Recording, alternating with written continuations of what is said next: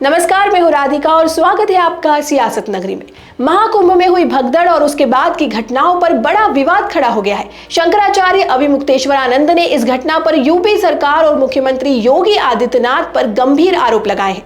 उन्होंने इस त्रासदी को छिपाने का आरोप लगाते हुए सीएम योगी के इस्तीफे की मांग की है। 10 मिनट पर हमारा मुख्यमंत्री स्वयं बोल रहा है, जो कि सर्वे सर्वा है इस मेले का, जब वो कह रहा है कि 30 लोग घायल हुए हैं, इतने लोगों का इलाज गंभीर चल रहा है, अफवाहों पर ध्यान मत दें। तो इसका मतलब आप लोग जो दिखा रहे थे वो झूठ दिखा रहे थे। आप तो खुद झूठ हो रहे हो।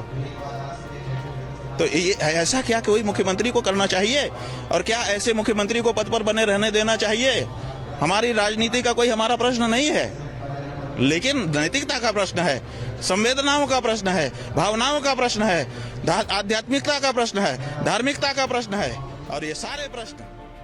महाकुंभ में मची भगदड़ में कई श्रद्धालुओं की जान चली गई, लेकिन इस पर सरकार की चुप्पी को लेकर अब साधु संत भी मुखर हो गए हैं। शंकराचार्य अभिमुक्तेश्वरानंद ने साफ तौर पर कहा है कि सीएम योगी आदित्यनाथ कुंभ के दौरान अपने पद पर बने रहने के लायक नहीं है और उन्हें तुरंत इस्तीफा दे देना चाहिए। उनका कहना है कि संत समाज को गलत जानकारी देकर धोखा दिया गया है। उन्होंने कहा, सीएम योगी ने जनता से झूठ बोला है। महाकुंभ में करोड़ों श्रद्धालु आएंगे, लेकिन सरकार की व्यवस्थाएं नाकाफी है।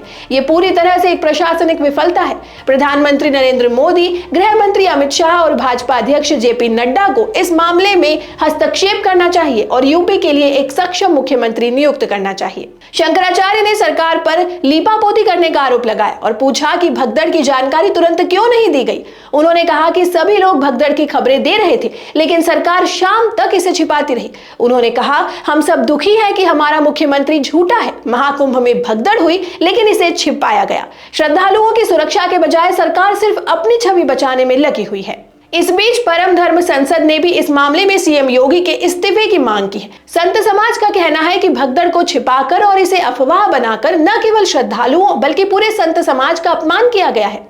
मुख्यमंत्री योगी आदित्यनाथ को भगदड़ की घटनाओं को अफवाह बताने की बजाय जिम्मेदारी लेनी चाहिए। इस घटना की निष्पक्ष जांच हो और दोषियों को सख्त सजा दी जाए।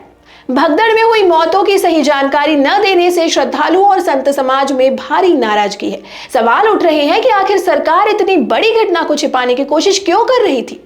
अब देखना होगा कि सरकार इस मामले पर क्या प्रतिक्रिया देती है। क्या सीएम योगी आदित्यनाथ इन आरोपों का जवाब देंगे या फिर संत समाज की नाराजगी और राजनीतिक दबाव के चलते कोई बड़ा फैसला लिया जाएगा?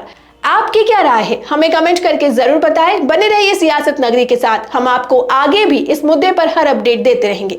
नमस्कार।